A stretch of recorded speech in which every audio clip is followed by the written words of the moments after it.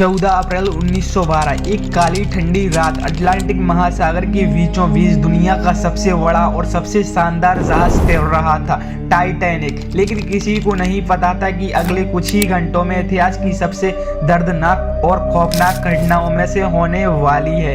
एक जहाज जिसे दुनिया में अजय कहा जाता था, जो कभी नहीं डूब सकता था, लेकिन वह बर्फीले पानी में समा जाएगा ये किसी को मालूम नहीं था, और वो भी हमेशा के लिए। आखिर उस रात ऐसा क्या हुआ?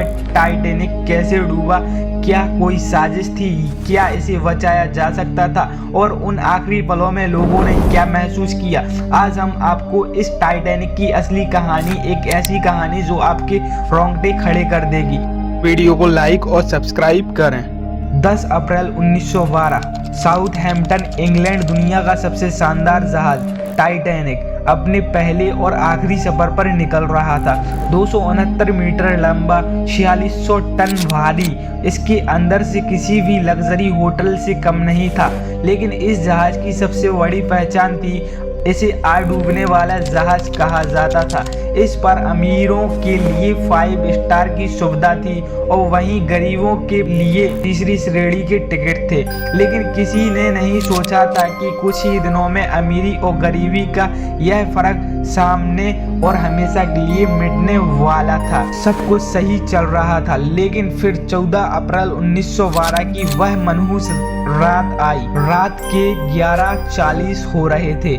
ठंड इतनी तेज थी कि सांसें जम जा रही थी। तभी जहाज के आगे खड़े गार्ड की नजर एक काली छाया पर पड़ी।